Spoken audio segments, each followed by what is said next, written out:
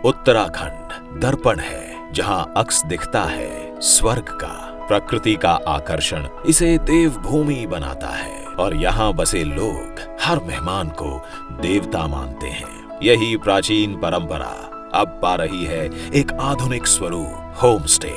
अब पर्यटक बहुत नजदीक से अनुभव कर पाएंगे पर्वतीय लोक संस्कृति, जीवन शैली और खान पान का। दीनदयाल उपाध्याय गृह आवास योजना, इस योजना के अंतर्गत गृह स्वामी को पूंजी और ब्याज सहायता के रूप में मदद की जाती है। Trekking traction centre home stay अनुदान योजना आरंभ की गई है। इस योजना के तहत ट्रैक मार्गों पर होम स्टे के निर्माण एवं उनकी साज सज्जा के लिए सहायता प्रदान की जाती है। उत्तराखंड में होम स्टे बुलावा देता है, विकास के एक नए युग को आमंत्रित करता है प्रकृति प्रेमी पर्यटकों और तीर्थ यात्रियों को।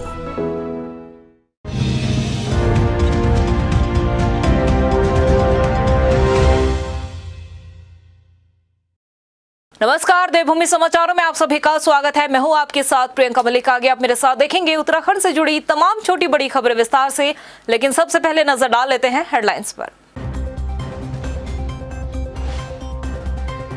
सचिवालय में सीएम की अध्यक्षता में राज्य मंत्रिमंडल की बैठक जारी। अस्पतालों के आउटसोर्स कर्मचारियों को दोबारा रखने पर हो सकता है फैसला।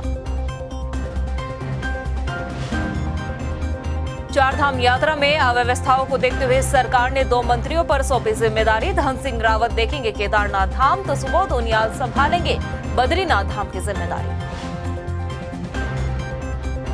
अवैध खनन पर चला प्रशासन का डंडा। हल्द्वानी में 4 स्टोन क्रैशर और 2 खनन पट्टों पर लगाया 52 लाख का जुर्माना। लक्सर में 5 वाहनों को किया सीज।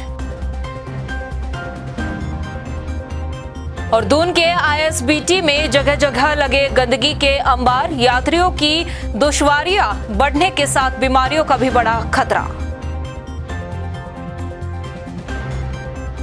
और हेडलाइंस के बाद बात करते हैं इस वक्त की बड़ी खबर की। सचिवालय में धामी कैबिनेट की बैठक चल रही है और ये बैठक मुख्यमंत्री पुष्कर सिंह धामी की अध्यक्षता में हो रही है। बताया जा रहा है कि आज कैबिनेट बैठक में कर्मचारियों के महंगाई भत्ते पर भी मुहर लगाई जा सकती है। इसके साथ ही अस्पतालों के आउटसोर्स कर्मचारियों को दोबारा रखने पर भी फैसला लिया जा सकता है। आपको बता दें कि पिछले कई दिनों से आउटसोर्स कर्मचारी आंदोलन कर रहे थे और अपनी बहाली को लेकर सरकार से लगातार मांग भी कर रहे थे और उन्हीं सब चीजों को देखते हुए आज कैबिनेट बैठक में ये फैसला लिया जा सकता है। वहीं प्रदेश में चारधाम यात्रा में लगातार यात्रियों की संख्या में इजाफा हो रहा है, जिसकी वजह से कई अव्यवस्थाएं भी देखनी पड़ रही है। यात्रियों को कई परेशानियों का सामना भी करना पड़ रहा है, जिनसे निपटने के लिए सरकार लगातार कई दावे भी कर रही है। और इस बीच मुख्यमंत्री पुष्कर सिंह धामी के निर्देश पर तीर्थ यात्रियों के आवागमन को सुगम और सुविधायुक्त बनाने के लिए कैबिनेट मंत्री धन सिंह रावत को केदारनाथ धाम और सुबोध उनियाल को बद्रीनाथ धाम के लिए नामित किया गया है। मुख्यमंत्री ने सचिवालय में बैठक कर अधिकारियों को चारधाम यात्रा में व्यवस्थाओं को और बेहतर बनाने के लिए निर्देश दिए हैं। उन्होंने कहा कि चारधाम यात्रा मार्ग पर यात्रियों को किसी भी तरह की कोई परेशानी ना हो। इसके साथ ही स्वास्थ्य सुविधाओं को और मजबूत बनाने के लिए भी उन्होंने बात कही है। इन्हीं तमाम मुद्दों पर ज्यादा जानकारी के लिए हमारे साथ लाइव चैट में जुड़ चुके हैं हमारे संवाददाता मनीष रंगवाल। मनीष, चारधाम यात्रा में अव्यवस्थाओं को देखते हुए सरकार ने 2 मंत्रियों की जिम्मेदारी तय कर दी है, जो व्यवस्थाओं की मॉनिटरिंग भी करेंगे। क्या कहना है आपका? देखिए, बिल्कुल जिस तरीके से चारधाम यात्रा को लेकर जो तस्वीरें सामने आए और जिस तरीके से 20 से ज़्यादा लोगों की मौत हो गई, उसके बाद कहीं ना कहीं जिस तरीके से पीएमओ ने भी संज्ञान लिया, जो 22 मौतें चारधाम यात्रा रूट पर हुई, तो उसको लेकर अब जो है जो धामी सरकार है वो पूरी तरीके से एक्शन में नजर आ रही है। और अब 2 मंत्रियों को जिम्मेदारी दी गई है महत्वपूर्ण। जो कैबिनेट मंत्री धन सिंह रावत है, उनको केदारनाथ की मॉनिटरिंग की जिम्मेदारी दी गई है, वहां पर जो व्यवस्थाएं उनको दुरुस्त करने की जिम्मेदारी दी गई है। तो वहीं जो कैबिनेट मंत्री सुबोध उनियाल हैं, उन्हें बद्रीनाथ धाम की जिम्मेदारी दी गई है। तो तो साफ तौर से ये संदेश यहाँ पर मुख्यमंत्री पुष्कर सिंह धामी ने भी दिया है कि सरकार जो है वो पूरी तरीके से गंभीर है। हालांकि कुछ देरियां यहाँ पर हुई हैं, लेकिन अब जिस तरीके से एक्शन मोड में यहाँ पर मुख्यमंत्री पुष्कर सिंह धामी आए हैं और चारधाम यात्राओं को दुरुस्त करने को लेकर जो अव्यवस्थाएं उन्हें पूरा करने की बात कर रहे हैं और 2 कैबिनेट मंत्रियों को यहाँ पर जिम्मेदारी दी गई है। तो अब इन कैबिनेट मंत्रियों पर भी निर्भर करता है कि आखिरकार किस तरीके से वहां पर मॉनिटरिंग करते हैं। और जैसे ही कल कैबिनेट मंत्री धन सिंह रावत को जिम्मेदारी दी थी, उसके बाद उन्होंने तुरंत इसको लेकर प्रतिक्रिया भी अपनी दी और सीधे तौर से कहा कि जो जिम्मेदारी उन्हें मुख्यमंत्री ने दी है उसका वो पूरी तरीके से अब निर्वहन करेंगे। और जो यात्रा रूट केदारनाथ का है, जो स्वास्थ्य सेवाएं वहां पर, और खास बात है कि स्वास्थ्य मंत्री भी धन सिंह रावत हैं, तो जो स्वास्थ्य सेवाएं वहां पर उन्हें और दुरुस्त किया जाएगा और तमाम जो वहां पर स्वास्थ्य सुविधाएं हैं, जो व्यवस्थाएं स्वास्थ्य विभाग के द्वारा वहां पर संचालित हो रही हैं, उसकी भी उन्होंने जानकारी दी है। ठीक उसी तरीके से कैबिनेट मंत्री सुबोध उनियाल ने भी अपना बयान यहां पर देते हुए कहा कि जो जिम्मेदारी मुख्यमंत्री ने दी है उसको लेकर वो बद्रीनाथ धाम में मॉनिटरिंग करेंगे और व्यवस्थाओं को वहां पर दुरुस्त करने का काम करेंगे। जी मनीष, केदारनाथ और बद्रीनाथ धाम की तो जिम्मेदारी तय कर दी गई है, लेकिन गंगोत्री और यमुनोत्री धाम की जिम्मेदारी किसी मंत्री पर नहीं सौंपी गई है। इस पर आपका क्या कहना है? देखिए, जो यात्रियों की संख्या का आंकड़ा है, आप उस पर अगर गौर फरमाएंगे तो केदारनाथ और बद्रीनाथ में सबसे ज़्यादा श्रद्धालु पहुंच भी रहे हैं और जो वहां पर जो सरकार के द्वारा जो संख्या निर्धारित की गई है वहां पर सबसे ज़्यादा यात्री पहुंचते हैं। गंगोत्री और यमुनोत्री की बात करें तो जो एक दिन में जो श्रद्धालुओं की संख्या वो 7000 के आसपास जो है वो निर्धारित की गई है। तो इस लिहाज से जो सरकार का ध्यान है वो बद्रीनाथ और केदारनाथ पर है, क्योंकि ज़्यादा श्रद्धालु वहां पर पहुंच रहे हैं। और केदारनाथ, खासकर केदारनाथ की बात करें तो काफी विषम भौगोलिक परिस्थिति वहां पर है। काफी जो लोग वहां पर पैदल यात्रा करते हैं उनको जो सुविधाओं की जरूरत ज्यादा है, जिस तरीके से वहां पर बताया जा रहा है कि पर्याप्त सुविधाएं यात्रा रूट पर पैदल मार्ग पर नहीं है, चाहे वो शौचालय की हो, स्वास्थ्य सुविधाओं की बात करें या लाइट की बात करें। जब रात के अंधेरे में कई लोग अगर वहां पर पैदल यात्रा कर रहे हैं तो ये तमाम तरह की वहां पर दिक्कतें आ रही हैं। और केदारनाथ धाम में एक मौत जो ऐसे भी हुई थी कि रात के समय में एक जो 47 साल का श्रद्धालु था वो वहां पर नीचे उतर रहा था, उसे वहां पर जो खाई में गिरने से उसकी मौत हुई। तो कुल मिलाकर जो ये व्यवस्थाएं, बुनियादी सुविधाएं हैं, उनको भी सरकार को दुरुस्त करना होगा। और इसीलिए अगर बात करें तो केदारनाथ और बद्रीनाथ की जो आप बात कर रहे हैं कि वहां पर 2 कैबिनेट मंत्रियों को जिम्मेदारी दी गई है, तो इसीलिए दी गई है क्योंकि वहां पर जो श्रद्धालुओं की संख्या है वो ज्यादा है और ज्यादा श्रद्धालु वहां पर पहले से ही आते रहे हैं। तो कहीं ना कहीं वहां पर व्यवस्थाएं दुरुस्त करना सरकार की पहली प्राथमिकता वहां पर है, क्योंकि ज्यादा श्रद्धालु अगर पहुंच रहे तो उनको बेहतर सुविधाएं दी जाए। अब देखना यही होगा कि गंगोत्री और यमुनोत्री की जो मॉनिटरिंग करने की बात आ रही है, मुख्यमंत्री उसको लेकर जिम्मेदारी तय करते हैं या जो जिलाधिकारी वहां पर हैं, क्योंकि उत्तरकाशी जिले की बात करें तो 2 धाम वहां पर पड़ते हैं, गंगोत्री और यमुनोत्री। तो क्या जो जिलाधिकारी वहां पर है उनसे लगातार वो फीडबैक ले रहे हैं और जिस तरीके से वहां पर जिम्मेदारी व्यवस्थाओं को दुरुस्त करने का काम कर रहे हैं, तो उन पर भी अब निर्भर करता है कि किस तरीके से वो काम कर रहे हैं। जी मनीष, तमाम जानकारी देने के लिए आपका बेहद शुक्रिया। और अब बढ़ते अगली खबर की ओर। बाराकोट क्षेत्र में भारी बारिश होने के चलते कामाझूला बनार सड़क में भारी मलबा आ जाने से पिछले 4 दिनों से सड़क बंद पड़ी है, जिसके चलते क्षेत्र के कई गांवों का सड़क से संपर्क भी कट गया है। और सड़क बंद होने से क्षेत्र के कई वाहन वहां पर फंसे हुए हैं। आवाजाही के दौरान लोगों को भारी परेशानियों का सामना भी करना पड़ रहा है। गांव वालों को काफ़ी दिक्कत हो रही है, जैसे टीचर्स जो स्टाफ है उनको दिक्कत हो रही है। और जैसे आज हम आए तो हम लोगों को काफ़ी दिक्कत आया 3 किलोमीटर पैदल चलना पड़ रहा है आगे। और इसके कारण ये हटा नहीं है अभी तक ये मलबा। इसको प्रशासन से निवेदन है कि जल्दी से जल्दी इसको हटाने की कृपा करें, जिससे कि ये गांव के लोगों को चलने में आसानी हो, मार्केट जाने में दिक्कत ना। प्रदेश में चारधाम यात्रा पूरे शबाब पर होने के साथ अफसरों और सिस्टम की लापरवाही भी उतनी ही तेजी से सामने आ रही है। अव्यवस्थाओं का आलम ऐसा है कि खुद पीएमओ ने राज्य सरकार से जवाब तलब किया है कि आखिर इतनी बदइंतजामी क्यों है। ऐसे में प्रदेश में चारधाम यात्रा फुल हो रही है और मंत्री सतपाल महाराज गुल है। हमारी ये स्पेशल रिपोर्ट देखिए और समझिए कि आखिर माजरा क्या है। चारधाम यात्रा पर बदइंतजामी का आलम, पीएमओ ने व्यवस्थाओं पर लिया संज्ञान। राज्य सरकार से चारधाम व्यवस्थाओं पर मांगा जवाब। प्रदेश सरकार ने निर्धारित की श्रद्धालुओं की संख्या। कांग्रेस ने बीजेपी पर कसे तीखे तंज, पर्यटन मंत्री सतपाल महाराज पर किए प्रहार। प्रदेश में शराब पर चल रही चारधाम यात्रा पर अफसरों की व्यवस्थाओं को लेकर लापरवाही और श्रद्धालुओं की मौतों पर पीएमओ को दखलंदाजी करनी पड़ गई है। प्रधानमंत्री कार्यालय की तरफ से एक्शन लिए जाने के बाद प्रशासन हरकत में आया। चारधाम यात्रा के लिए ऑनलाइन और ऑफलाइन रजिस्ट्रेशन जरूरी कर दिए हैं, तो यात्रा में आने वाले अधिकतम श्रद्धालुओं की तादाद में रोजाना 1,000 का इजाफा किया है। बद्रीनाथ में अब एक दिन में 16,000, केदारनाथ में 13,000, गंगोत्री में 8,000 और यमुनोत्री में 5,000 यात्री दर्शन कर सकेंगे। मुख्यमंत्री धामी के निर्देश पर यात्रा सीजन के पहले 45 दिन के लिए ये व्यवस्था लागू की गई है। मुख्यमंत्री धामी अपने वादों को दोहराते हुए कह रहे हैं कि देवभूमि आने वाले श्रद्धालुओं को सहूलियतें देने का सरकार काम कर रही है, लेकिन सीएम के निर्देश को अफसर भी गंभीरता से लेते दिखाई नहीं दे रहे हैं। अभी तो अव्यवस्थाओं पर सीधे पीएमओ को हस्तक्षेप करना पड़ा। अफसरों की हीलावाली और खोखले साबित हो रहे दावों ने यात्रा के दौरान प्रदेश सरकार की फजीहत कराने में कोई कमी बाकी नहीं रखी। तो प्रदेश के पर्यटन मंत्री सतपाल महाराज इतने पर भी सोशल मीडिया पर संदेश जारी कर कह रहे हैं कि सरकार की तरफ से व्यवस्थाएं पुख्ता हैं। पर्यटन मंत्री सतपाल महाराज को विपक्ष ने आड़े हाथ लेते हुए ये तक कह डाला कि राज्य के पर्यटन मंत्री सिर्फ प्रदेश के नहीं बल्कि देश के मंत्री हैं।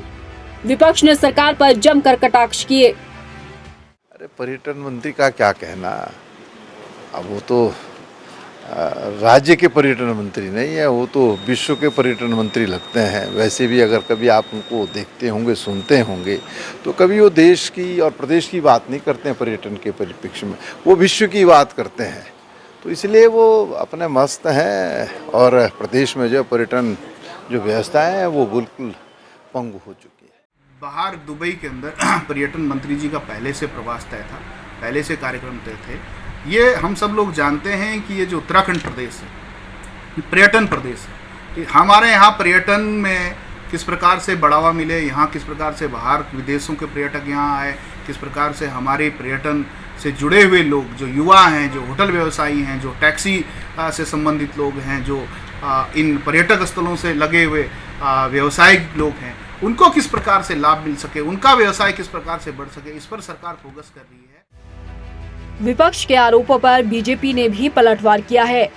बीजेपी ने कहा कि पर्यटन मंत्री सतपाल महाराज का पहले से ही विदेश दौरा तय था। बीजेपी का साफ तौर पर कहना है कि पहले कांग्रेस अपनी कमियों को लेकर सुधार करे, बाद में पक्ष पर आरोप लगाए। देखा जाए तो कोरोना काल की वजह से प्रदेश में 2 साल चारधाम यात्रा ठप रही। अधिकारियों और सिस्टम के पास व्यवस्थाओं को दुरुस्त करने का भरपूर वक्त रहा। बावजूद इसके अव्यवस्थाओं को लेकर खड़े होते सवालों के बीच केंद्र सरकार को दखल देना पड़ा। सवाल ये भी है कि यात्रा से पहले सरकार और मंत्री साहब के वो तमाम दावे कहाँ गए जिनमें यात्रा व्यवस्थाओं को पुख्ता होने का दम भरा जा रहा था। सवाल ये भी है कि जब यात्रा से पहले भारी संख्या में श्रद्धालुओं के आने की उम्मीद दिखी तो क्यों भीड़ का मैनेजमेंट करने के लिए जरूरी कदम नहीं उठाए गए।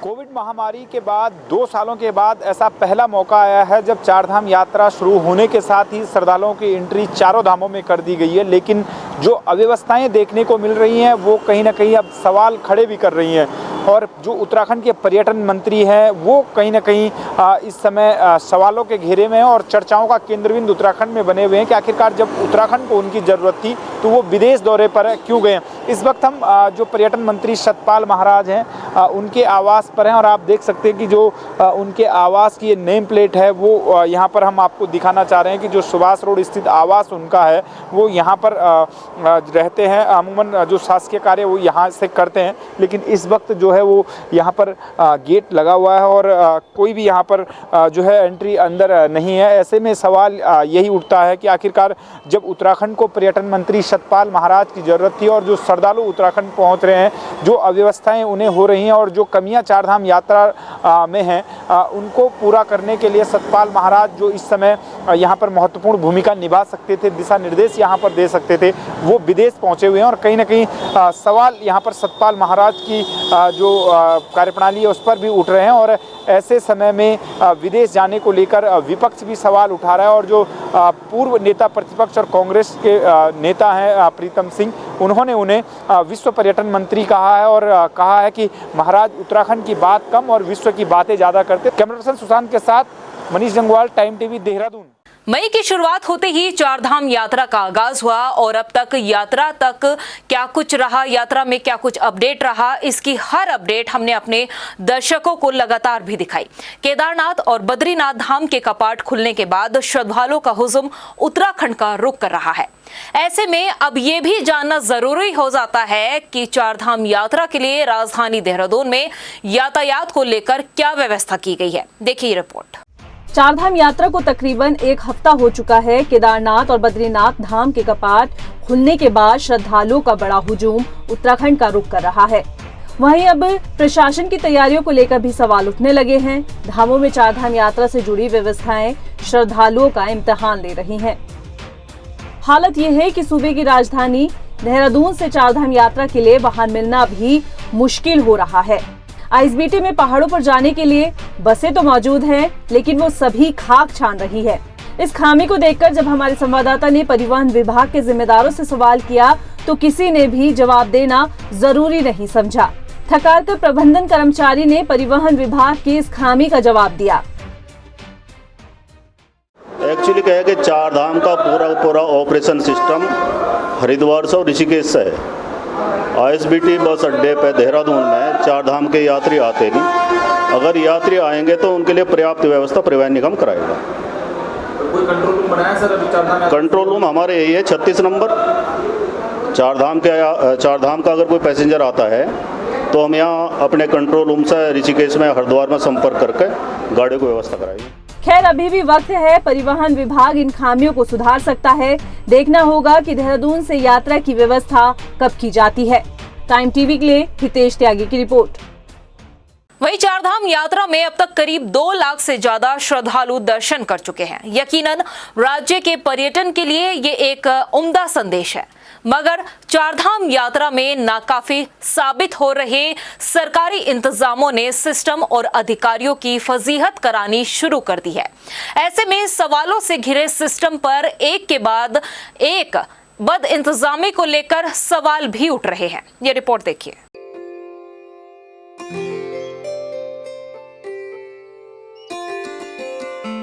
चारधाम यात्रा शुरू होने से पहले सरकार और सिस्टम की तरफ से इस तरह के तमाम दावे हुए कि यात्रा पर आने वाले श्रद्धालुओं को हर सहूलियत दी जाएगी, मगर सिस्टम और अधिकारियों ने सरकार के दावों की धूल उड़ा डाली है।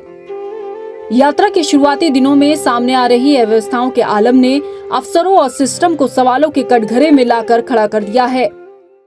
एक हफ्ते के भीतर 2 लाख से ज्यादा श्रद्धालु चारधाम के दर्शन कर चुके हैं। यात्रियों की बढ़ती तादाद के चलते हजारों यात्रियों को सोनप्रयाग में रोकना पड़ा। लेकिन सवाल इस बात को लेकर है कि चार धामों में जब यात्रियों की संख्या निर्धारित है तो कैसे इतने श्रद्धालु धामों में दर्शन के लिए पहुंच रहे हैं। विभागों से मिले आंकड़ों पर गौर करें तो 9 मई तक केदारनाथ धाम में 18,183 श्रद्धालुओं ने केदारनाथ धाम के दर्शन किए। बद्रीनाथ में 14,231, गंगोत्री धाम में 7,572 और यमुनोत्री धाम में 7,261 तीर्थ यात्री अब तक दर्शन कर चुके हैं। पर्यटन विभाग से मिले आंकड़े बताते हैं कि आने वाले दिनों में यह आंकड़ा रुकने की बजाय बढ़ेगा ही। पर्यटन सचिव से इस बाबत सवाल करने पर मालूम चलता है कि धामों में भारी संख्या में पहुंच रहे श्रद्धालुओं की भीड़ को मैनेज करने के लिए व्यवस्थाओं को दुरुस्त किया जा रहा है। इसके लिए यात्रियों की संख्या को कैमरे के जरिए ट्रैप करने के साथ वक्त वक्त पर मुख्य सचिव भी बैठक ले रहे हैं। हम लोगों ने हर धाम पर एक हेड काउंट कैमरेज रहते हैं। आज की डेट में आर्टिफिशियल इंटेलिजेंस इनेबल्ड ये कैमरेज रहते हैं, तो वो आपको कंटिन्यूस फीड देते रहते हैं कि कौन सी धाम में कितने लोग आए। तो पहले जो है अलग अलग सोर्सेज से खबरें आती थी, कोई कहता था कि 10,000 पहुँचे, कोई कहता था 24,000 पहुँचे। अभी आपको एग्जैक्ट नंबर आ जाएंगे कि कितने लोग पहुँचे।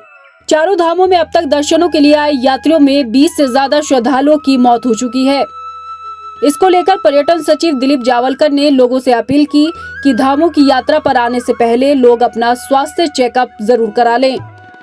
चार धाम यात्रा के शुरुआती दिनों में ही अव्यवस्थाओं को लेकर उठ रहे सवालों के बीच अफसरों और सिस्टम के अधिकारी इस बात का हवाला दे रहे हैं कि जल्द ही व्यवस्थाओं को दुरुस्त कर लिया जाएगा।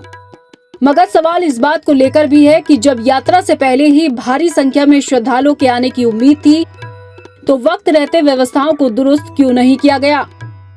सवाल इस बात को लेकर भी है कि हमारा सिस्टम हाथ से चीजें निकलने पर ही क्यों जागता है।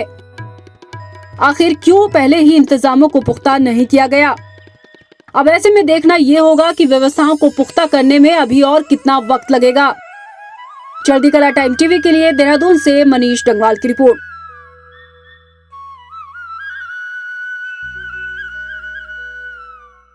वहीं चारधाम यात्रा को लेकर परिवहन विभाग ने भी अपनी तैयारी पूरी कर ली है। चारधाम यात्रा पर जाने वाले सभी गाड़ियों का परिवहन विभाग की तरफ से ग्रीन कार्ड बनाए जा रहे हैं। साथ ही चारधाम पर जाने वाली सभी गाड़ियों की परिवहन विभाग की तरफ से चेकिंग भी की जा रही है। आरटीओ अधिकारी की माने तो अभी तक 7,200 से ज्यादा ग्रीन कार्ड बनाए जा चुके हैं। हमने परिवहन विभाग यात्रा के लिए पूरी तरह से तैयारी की हुई है, जिसके लिए पहले स्तर पर हमने ग्रीन कार्ड के लिए व्यवस्था करी हुई है। हमारे हर ऑफिस में ग्रीन कार्ड बन रहे हैं। इसके साथ साथ 2 हमारी चेक पोस्टों पर भी ग्रीन कार्ड बन रहे हैं, जो कि हमारी आशा रोडी और नारसन पर। और अब तक लगभग 7200 ग्रीन कार्ड हम कल शाम तक बना चुके थे और ये संख्या अभी 7500 के आसपास हो गई होगी। इसके साथ साथ हम वाहनों के ट्रिप कार्ड भी बना रहे हैं, क्योंकि कोई भी कमर्शियल वाहन को हर बार एक ट्रिप कार्ड बनाना आवश्यक है, जिसके अंदर वो अपने ड्राइवर का पूरी इन्फॉर्मेशन और साथ में यात्रियों की सूची संलग्न करेगा और ये हर ट्रिप के लिए कंपलसरी है। वहीं हल्द्वानी में अवैध खनन को लेकर प्रशासन और खनन विभाग लगातार कार्रवाई कर रहा है। बेताल घाट के स्टोन क्रैशर और खनन पट्टों पर छापेमारी की कार्रवाई की गई है, जहां खनन विभाग ने अवैध खनन करने वाले 4 स्टोन क्रैशर और 2 खनन पट्टों पर 52 लाख का जुर्माना लगाया है। उपनिदेशक राजपाल लेखा ने बताया कि स्टोन क्रैशर और खनन पट्टों से लगातार अवैध खनन की शिकायत मिल रही थी, जहां स्टॉक से ज्यादा उपखनिज पाया भी गया है। आज बेताल घाट क्षेत्र में उप जिलाधिकारी कौशल कोटले के साथ स्टोन क्रैशर एवं खनन अनुज्ञा पर छापेमारी की गई, जिसमें 4 स्टोन क्रैशरों पर 44 लाख से अधिक का जुर्माना आरोपित किया गया है और 3 खनन अनुज्ञा पे 8 लाख से अधिक जुर्माना आरोपित किया गया है। कुल 52 लाख रुपए का जुर्माना आरोपित किया गया है। वहीं लक्सर तहसील क्षेत्र के बाण गंगा में अवैध खनन की सूचना पर एसडीएम गोपाल राम बिनवाल ने छापेमारी की कार्रवाई करते हुए 5 वाहनों को सीज किया है। वहीं एसडीएम गोपाल राम बिनवाल का कहना है कि अवैध खनन के खिलाफ लगातार छापेमारी की कार्रवाई आगे भी यूं ही जारी रहेगी। के संबंध में यहाँ पर बार शिकायतें प्राप्त हो रही थी, जिसके संबंध में रात्रि के समय और सुबह के समय मेरे द्वारा स्वयं मौका निरीक्षण भी किया गया और फील्ड विजिट भी किया गया। आज फील्ड विजिट के दौरान 5 ट्रैक्टर जो अवैध खनन सामग्री ले जाते हुए पकड़े गए हैं, उनको सीज किया गया है और लगातार इसी प्रकार से जो अवैध खनन की शिकायतें प्राप्त हो रही है उस पर नियमित रूप से कार्रवाई की जाएगी। आगे भी ये कार्रवाई जारी रहेगी। वहीं सेवा योजना विभाग की तरफ से 24 मई को देहरादून में रोजगार मेले का आयोजन किया जा रहा है। रोजगार मेले में 450 से ज्यादा पदों पर भर्ती की जाएगी और अब तक करीब 480 रजिस्ट्रेशन करा चुके हैं। इस मेले में 8,000 से लेकर 25,000 तक वेतन वाले पदों पर भर्ती होगी। वहीं क्षेत्रीय सेवा योजना अधिकारी अजय सिंह ने बताया कि इस मेले में हरिद्वार और देहरादून की 25 से 30 कंपनियां हिस्सा ले रही है। देखिए, बताना चाहूँगा माननीय जिलाधिकारी महोदय और मुख्य विकास अधिकारी महोदय और हमारे निदेशक महोदय के दिए गए निर्देशों के क्रम में क्षेत्रीय सेवायोजन कार्यालय में दिनांक 24 तारीख को एक मध्यम रोजगार मेले का आयोजन किया जा रहा है, जिसमें कि लगभग हम अभी 25 कंपनियों को टारगेट कर रहे हैं और 25 कंपनियां जो हैं वो देहरादून और हरिद्वार दोनों की होंगी और जिनमें लगभग जो हमारे पास अभी पद चिन्हित हुए हैं वो लगभग 480 पदों का विवरण हमें प्राप्त हुआ है और जो सैलरी है वो मिनिमम 8,000 से लेके मैक्सिमम 25,000 है। वहीं गदरपुर में पुलिस ने यूपी की सीमावर्ती जंगलों में छापेमारी कर कच्ची शराब के 7,000 लीटर लहन को नष्ट किया है। इसके साथ ही 3 भट्टियों को भी नष्ट किया गया है। थाना प्रभारी निरीक्षक विजेंद्र शाह ने बताया कि शराब के खिलाफ लगातार कार्रवाई जारी है। जी देखिए, हमारे गदरपुर क्षेत्र और आसपास के गाँव में स्पेशली सगैनिया क्षेत्र में अवैध शराब की और भट्टियों की शिकायत मिलती रहती है। तो उसी क्रम में हमने अपने एसएसपी सर के निर्देशानुसार कल इसमें अभियान चलाया और आज जो है प्रातः चौकी इंचार्ज सकैनिया और उनकी टीम के द्वारा कलकत्ती क्षेत्र में जो है जंगल के अंदर तकरीबन 3 जो है भट्टियाँ तोड़ी और लगभग 7,000 लीटर लाहन इसमें नष्ट किया। मौके पर कोई भी व्यक्ति मिला नहीं है। और प्रदेश की खबरों में इतना ही। फिर हाजिर होंगे कुछ खास खबरों के साथ। तब तक के लिए मुझे दे इजाजत। नमस्कार। सचिवालय में सीएम की अध्यक्षता में राज्य मंत्रिमंडल की बैठक जारी। अस्पतालों के आउटसोर्स कर्मचारियों को दोबारा रखने पर हो सकता है फैसला। चारधाम यात्रा में अव्यवस्थाओं को देखते हुए सरकार ने 2 मंत्रियों पर सौंपी जिम्मेदारी। धन सिंह रावत देखेंगे केदारनाथ धाम तो सुबोध उनियाल संभालेंगे बद्रीनाथ धाम की जिम्मेदारी। अवैध खनन पर चला प्रशासन का डंडा। हल्द्वानी में 4 स्टोन क्रैशर और 2 खनन पट्टों पर लगाया 52 लाख का जुर्माना। लक्सर में 5 वाहनों को किया सीज। और दून के आईएसबीटी में जगह जगह लगे गंदगी के अंबार। यात्रियों की दुश्वारियां बढ़ने के साथ बीमारियों का भी बड़ा खतरा।